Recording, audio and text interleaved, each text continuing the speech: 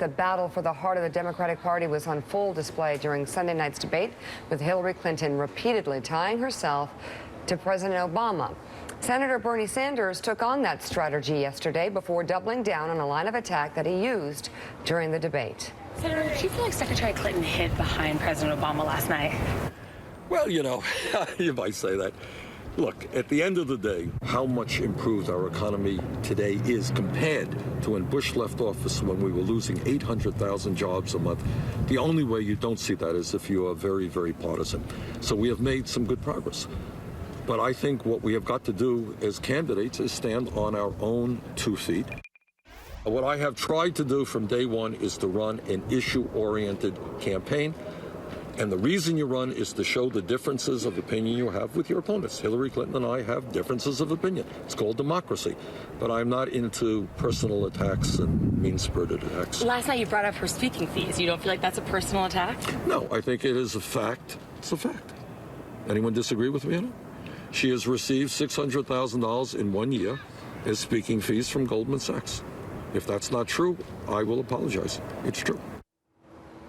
It's true.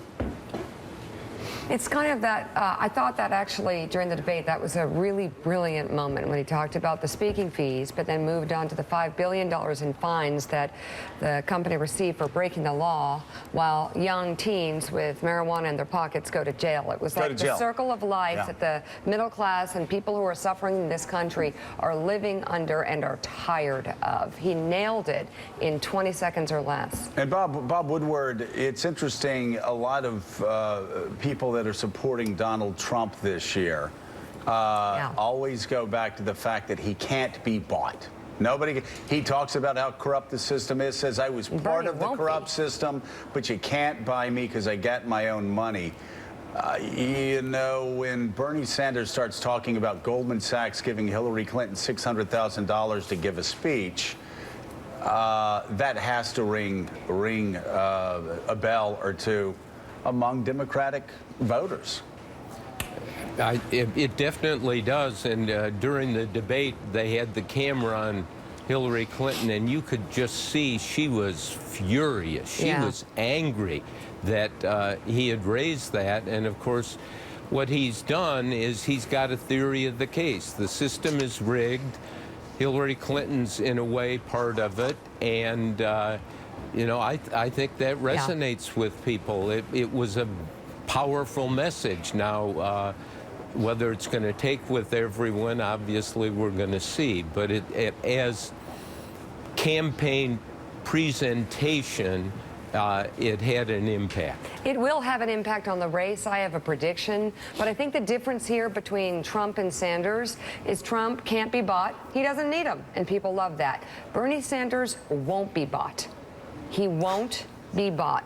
He has been around for a long time. He has proven that. There is nothing that people don't believe about the fact that he will not, come what may, be bought. And I think Hillary Clinton's going to have to respond to that if things get ugly or get really, really close. I really think she's going to have to create some sort of alliance with Elizabeth Warren, and I even see her on the ticket. And, you know, I do. I know it sounds crazy. Nick, you've written some incredible stories this year so far about how a handful of families dominate American politics. Elizabeth Warren. And your, I mean, story after story after story after story after story that you have written talks about the corrupting influence of money in politics. And along comes Bernie Sanders, who single-handedly undercuts so much of what we all believe. Doesn't undercut your reporting, which is frightening, but cuts against the grain where over the last quarter, raising close to $30 million, his average donation was $27. Come on. That guy can't be bought. Average, I mean, can you try to put in context how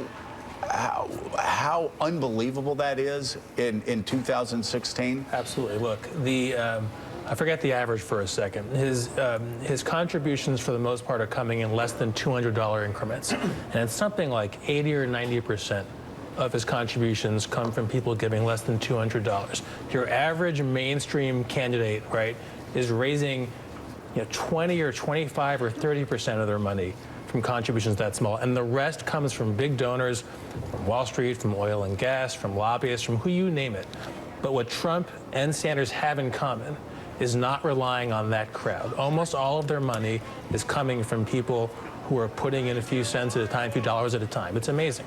Those are voters. Yeah, voters. Those are voters. It's unseen in modern American politics so far. Chris Cillizza, we've talked about the built-in advantages that Hillary Clinton, of course, has in terms of money, and she has a 25-point national lead, but things are tight, obviously, in Iowa, and Bernie Sanders actually has a lead in New Hampshire. Do you see the dynamic between them shifting at all? I mean, in the last week alone, you've seen Hillary Clinton go after him on health care. You've seen Hillary Clinton go after Senator Sanders on guns once again, but really ramping that up. It's clear that she views him perhaps as more of a threat today than he was even a few weeks ago.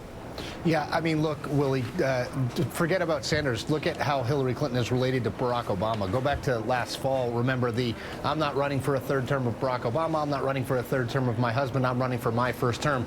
The debate on Sunday night, effectively, she said, vote for me because I'm like Obama and this guy over here isn't. I think that tells you everything you need to know. They know they have a problem. I think Tamika's point, the issue is, can they fix it, right? She still has vast, as you note, Willie, vast institutional advantages that we don't always talk about that go well beyond sort of her appeal to Hispanic and black voters, but they're just well organized in a lot of these states. They're not going to be caught flat-footed like they were last time. But passion, organic energy, these are things that matter a lot. And as Nick noted, when you're getting $25, your average contribution is $27. You're getting thousands of people at random places, like in Alabama, and you're Bernie Sanders. That speaks to something amazing. that Hillary Clinton can't necessarily And get. it's, Sorry, Mika. look, no, you were talking about the point I made. I'm telling you, she cannot fix it on this message.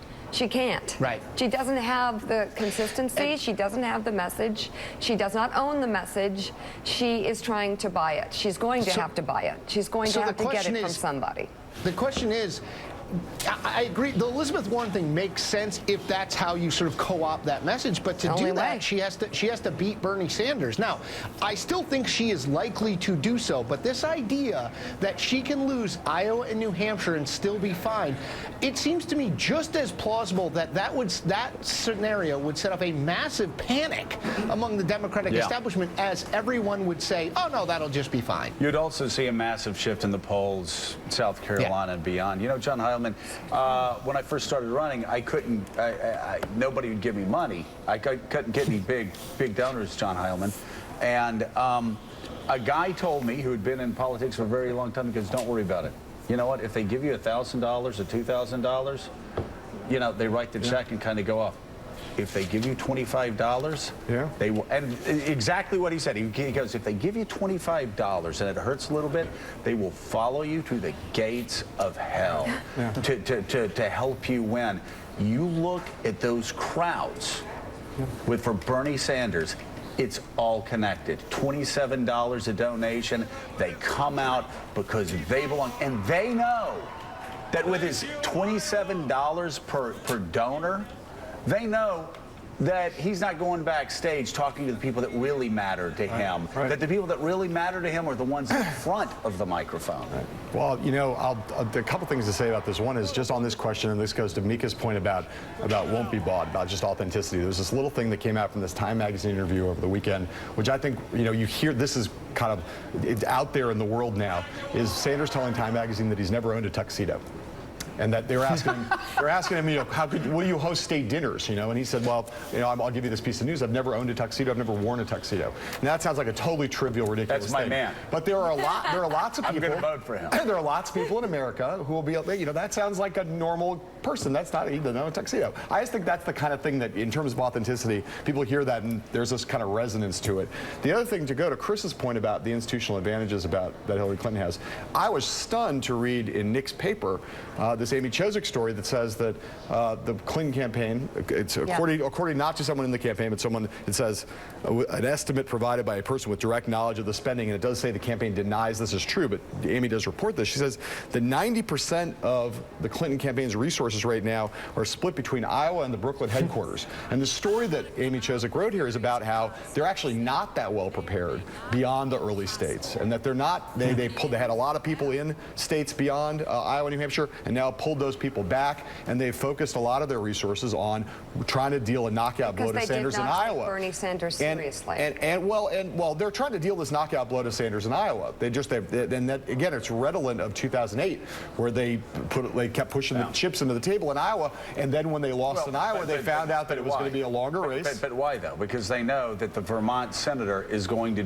outperform in New Hampshire next door, and they know it's going to be hard for them to withstand a loss in Iowa and New Hampshire without getting absolutely pounded. Bob Woodward, we've seen this before. I mean, we don't know how this story ends, but it sure as hell sounds a lot like 2007 going into 2008.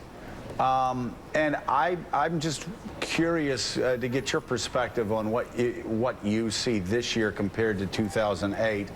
And whether Hillary Clinton, who's been in the game, and you've been reporting on her for 30, 40 years, whether Hillary Clinton's a better candidate today than she was, a decade or two ago, or whether she's getting worse on the trail. Well, that's a good question, and we always talk about the rationale for the candidacy, and Bernie Sanders definitely has one. Hers, columnist in the Washington Post today, Richard Cohen, makes the point about Hillary is always talking about she has a plan. She will do this. And that is not enough of a rationale for the candidacy. So, we'll see. But there's always this bounce, and everyone who's covered this knows what happens in Iowa and New Hampshire does not necessarily determine what's going to happen in the other primary states, because they come very fast, and it moves into areas which may not be as favorable to the renegade independent candidates, not just like Sanders, but Trump. So we're going to have to see. The question I had in watching the Democratic debate was, how are people going to feel about Hillary Clinton? And there was something hesitant almost about her. There was not that emphatic, I am here to do this. She was not able to make that emotional engagement. It was about plans. It was this kind of wonky stuff. And then Bernie Sanders would come on and say, hey, look, I'm telling you, it's the campaign finance system which is corrupt. It's rigged against you, and that's very appealing.